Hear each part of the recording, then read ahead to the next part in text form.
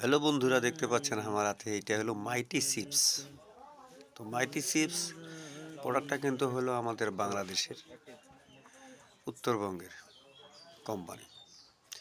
তো এখন ঘটনা হলো এখানে লিখছে ভাই দেখেন ইতালিয়ান ইতালিয়ান খুব চিপস। মজা। তো ইতালিয়ান টমেটো কোথায় পেলো ভাই, একটু জানাবেন তো। আর এই যে আমার পাশে ছেলেগুলো দেখতেছেন না, এরা কিন্তু এই চিপসটা খাচ্ছে। মানে লেখা ছিল ইতালিয়ান, ইতালিয়ান হিসেবে বলতেছে এই চিপসটা আমরা মাইটি খাবো। চিপস মেলা থাকে মেলা। তো চিপসটা ইতালিয়ান থেকে টমেটো নিয়ে এসে এই মাইটি চিপস চিপসটা মেলা তৈরি থাকে করেছে। বুঝলি? তা আসলে হ্যাঁ, এটা হলো মাইটি কোথায় পেলো চিপস। ভাই তারা? মাইটি এই চিপসটা যে এই যে এই ইতালিয়ান থেকে চিপসটা, নিয়ে এসেছে। এই যে এই যে দেখেন টমেটোটা ইতালিয়ান আছে না? Special chips.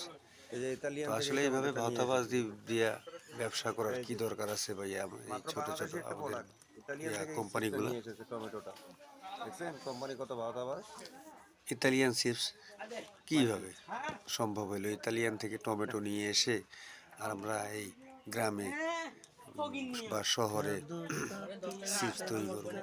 চিপস তৈরি করে হ্যাঁ, ইতালিয়ান পোস্টার লাগিয়ে আমরা কি করব, বিক্রি করব। পর তো ছেলেগুলো খাচ্ছে কিন্তু বলতেছে যে আসলে টেস্ট তেমনটা নাই, পটলের মজা আছে তেমন না? টেস্ট নাই। তা ইতালিয়ান টমেটো সস লিখেছে, ইটালিয়ান কিন্তু টমেটো টেস্ট যদি না থাকে তাহলে খেয়াল লাভটা কি?